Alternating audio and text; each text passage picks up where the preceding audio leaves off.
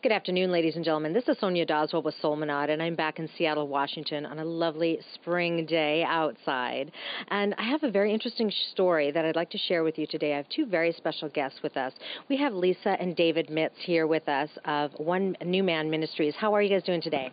Great. Thank you for having us. Yeah, we're so glad that you guys are here.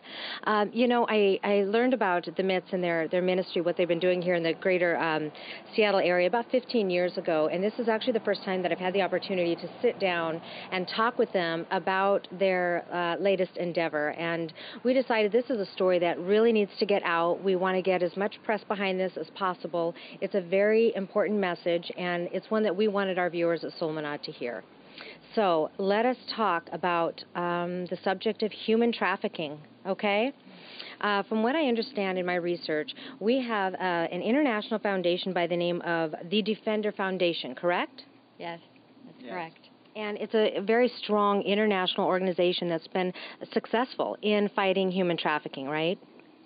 Well, actually, they just started about a year and a half ago, but in that year and a half, they have some amazing testimonies of rescuing victims of trafficking, and they're just now, in fact, in Jacksonville, Florida, where they're centered, making amazing headway in working with law enforcement agencies and even trying to get this information into some of the public school systems, too.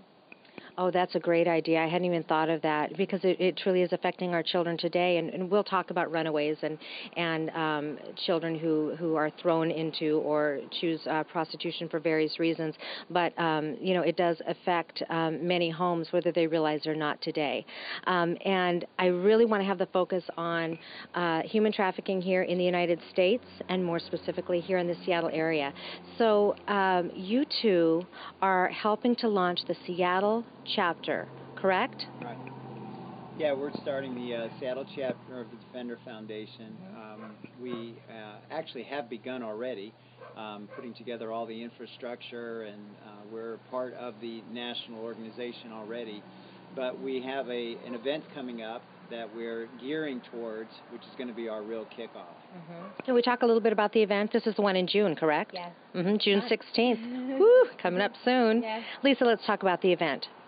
We are actually going to be doing a benefit concert to raise the funds necessary for the vision of the Seattle chapter of the Defender, which includes building a restoration, more than a safe house. It's more of the long-term vision of restoring these victims back to who they are, their identity, their destiny that God has originally intended for them. Sure. Because unfortunately, a lot of times we will want to help and restore the victims, but if we don't give them a sense of purpose, they go right back to where what was comfortable, they don't know who they are. And so our heart is to do that. And so the concert is a focal point of bringing the city together for raising the funds, and also we will be having a lot of special guests there. We've invited the press, we've invited pastors, and also some of the actors of the recent music video as well that we've done. Can you talk to us a little bit about the music video?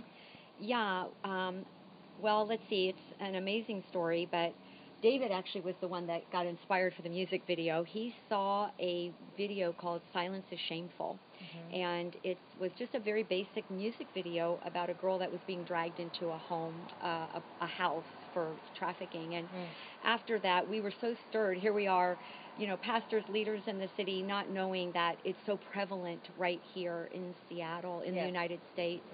And so I had just released my last album, my recent album called You Found Me. And on that album is a song called Where Has Love Gone? And the song so depicts a typical situation, I would say, for trafficking. David said, we've got to do a music video for this because this can reach into hearts. Whereas a lot of times, you get a lot of information, it's over the head.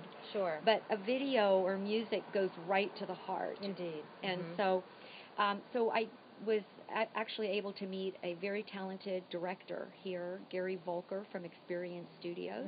Sure. And we just finished a couple weeks ago filming. Hopefully it's going to be released in the next few weeks for a massive online launch. And then it will be featured at the concert on a big screen. along with, I've invited a couple of other local musicians and artists who are very good to come in. That sounds interesting. I know I'm hoping to have the opportunity to fly out and participate as well.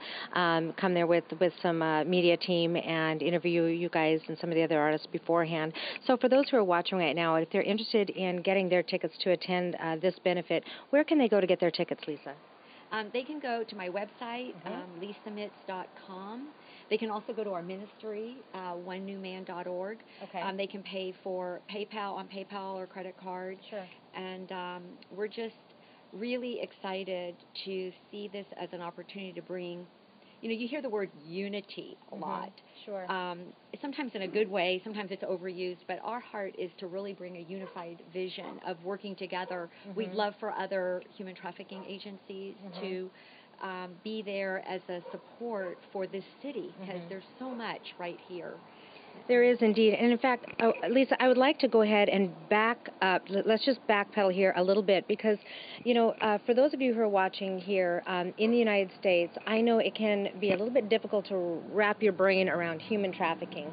We think of this as a problem in Europe and in India and in Asia, but in fact, it is a dire problem right here in the United States. And in fact, Seattle has the highest number of victims in human trafficking over any other city in the United States, correct?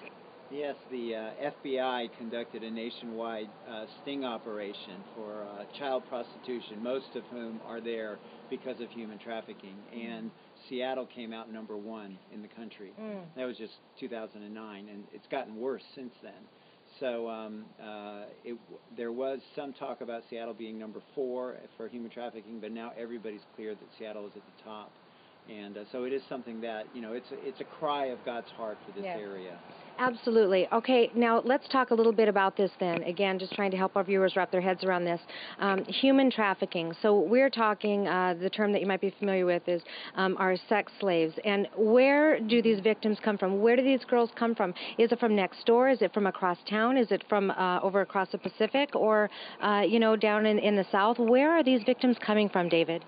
They come from everywhere. I mean, a teenage runaway is a possible victim of human trafficking, very likely right now. They also are imported. We one of the reasons Seattle is one of the top places is we have a very active port here. Yes. And so they're brought in on ships from Russia, from China, from all over Eastern Europe. And they're brought in and in crates, just like vegetables. They're just stacked in a crate. Maybe as many as 50% will die in the voyage. They'll just toss those bodies out and just continue on with the rest of them. And the sad reality is the former drug traffickers are now human traffickers. It's just a lot easier for them. They can make a lot more money. An average child will earn them $150,000 to $200,000 a year. They'll keep them for 3 to 7 years, at which time they usually die. It is such a tragedy, but it's real business. It's real organized crime. These are professionals. This is not just some one sicko creep somewhere. This is real criminals. And it's something that, it's only going to change when the hearts of people change. Yes, that is. And exactly, which is why we need to get this message out today. Now, talking again about the girls and trying to put some faces and some stories behind them, are we talking about 15-year-old girls, 18-year-old girls? I mean, what kind of ages are we talking about? So the average ages is between 13 and 17 years old. And actually, the ones who really know the high finance end of it, the traffickers, the high-end pimps and people that are involved at this level, go for the younger because they know, as sick as it is, that a younger child is going to earn far more money even than an 18-year-old. And in some of the hardcore cases, much of this is all orchestrated and fueled by pornography. And so many times what will happen is they will also sell these slaves, these children, for pornographic films, snuff films. Sometimes these younger children, 12, 13, are actually killed. Those are your, worst cases, but they do happen. Others will be used over and over again when they're when they're taken, or like in the story of our music video, it's a typical story of a girl thinking she's coming to become a model, and then their passports are taken, they're raped, beaten, and drugged, and after that, they completely lose who they are and themselves. They're threatened. So, you know, it's just a horrific reality right now that we need to wake up to. Yes, and David, when we were talking earlier, you had mentioned that approximately 25% of these girls come from prostitution. Is that right? Well, about 25%, yeah, are actually from the world of prostitution. 75% of them are they're kidnapped, basically. They're, a lot of it, in sales, they would call it bait and switch. They give their parents one picture, and then they switch them over into another picture. They'll come over thinking they're going to get a nanny position, and there is no nanny position. So it's a lot of deception, very high tech. They use very high quality media and things like that to recruit them.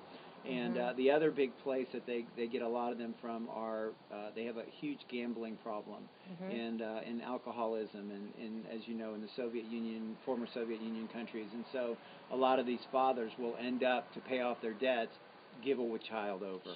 So there's a lot of betrayal, a lot of hurt, disorientation, dislocation. And so it's absolutely heartbreaking. And another statistic I'd like you to bring up is you were talking about the girls who run away. You know, for whatever reason, she's upset with her parents, broke up with a boyfriend, you know, fight with the coach or the sibling or whatever. For whatever reason, she runs away. And how long can she be on the street before some of these people might pick her up? Days, weeks? What was it you were sharing with me earlier? Within minutes? Yeah, well, actually, it depends on what area of town. So if she's in a very high volatile, there's certain, they've already done research, like for instance, here in Seattle, I don't remember it's on our PowerPoint presentation, but there are certain key streets that are known, is Aurora one of them, that are known as high-level trafficking areas. So if a runaway ends up, you know, usually within a half an hour tops probably, if she's in that situation, she's going to be marked or, you know, taken. So, and, you know, I wouldn't say necessarily that's the truth maybe in a much more rural kinder, area. more rural area, but the facts remain in these high trafficking areas.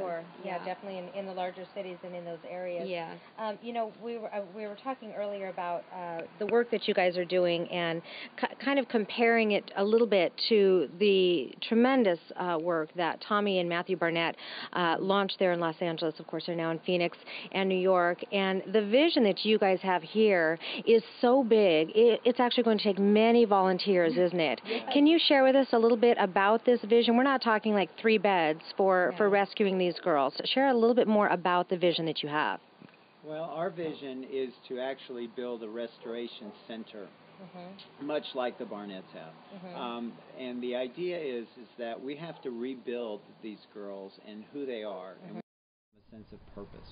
And those are easy-sounding words, but difficult to accomplish once somebody has been basically turned into a slave. And so they're not coming to stay with you for 2 weeks. No, it's you know, there will be short acute care that has to happen at first. We won't be doing that. There are plenty of acute care setups for the very first beginning part of this, of detoxing and drug and there's HIV testing and all these things that are necessary. Once the girl clears that time, and we do, the Defender Foundation, we do, the Seattle chapter, we will be walking them through that process because it's important to maintain relationship throughout so they don't feel like they're just stubbed into a system. But then as they transition out of that phase, then our vision is to have a center where they will be able to begin to learn how to be a human being again, learn how to have a sense of vision, have purpose, and trust, rebuild their sense of who they are and that they matter. A new identity. A new identity. Their true identity. That's right. And so that's really our heart. And we have a lot of tools that we've learned over the years and people to help us do that. But that's our goal, is to give them a sense of who am I and why am I here. I'm not just here to be a prostitute for some guy. I'm here because I have a destiny. And I think one thing that David said is very key is that their trust has been so broken. So one of the visions of the Defender that we really love is that they've already put this into play over the last year and a half of rescuing different victims, where from the beginning they have a team member with that girl, so that she has some point of contact where she's not being shuffled from one place, because she is going to need care and all of that. But at least we have from a beginning to an end process of continuity and building that relationship and trust. And hopefully, look, ideally it would be great to have the parents involved. That is our heart, is that we want to see them restored to their families, to their parents, but they're probably going to need some help along that way for that to happen. I can imagine it being a long and difficult transition, but one that can be done and can be done successfully. Well, the two of you just exude God's love. It's so clear, and so you know, I'm excited to hear the success stories and the testimonies that are going to come out of the great work that you're doing, the lives that are going to be saved, and their fruit that they'll be bearing in their new lives. Once they are saved, rescued, and restored. Thanks for having us. We really appreciate that you would take the time to interview us. We appreciate it. Absolutely. It's an issue that's on my heart and one that I believe in. So for those of you who are watching, if you are interested in coming together alongside David and Lisa Mitz and locking arms with this organization to fight human trafficking here in the Seattle area in the Pacific Northwest, you can contact them at Lisa Mitz, that's MITTS, okay, lisamitz.com or .org, dear? .com, lisamitz.com, for more information on how you may contribute. Whether it is a financial contribution, if you don't mind me say, I'll just say, you know, these things do take a lot of money, and if God puts on your heart to give $5, give $5 today, and if He puts on your heart to give more, please follow through and be obedient. If you can come and be a volunteer at the center, my goodness, I can imagine this screening process that one would have to go through to be able to do that. But if God puts this on your heart and you want to do that, please contact Lisa and David Mitz today so that you can do your part in trying to fight this horrible, horrific offense against these young victims here in the Seattle area. Well, thank you very much, Lisa and David, for joining us here on Solminod today. I hope I can join you there at the benefit concert. Yes, us too. We hope we're going to get to see you there. That would be a pleasant surprise. We'd love that. Yes. There are great things ahead indeed. Well, this is Sonia Doswell, and I'm going to go ahead and sign off just for now. So you be blessed in whatever you put your hands to do. And remember to inhale love so you too can exhale compassion. Until next time, ciao.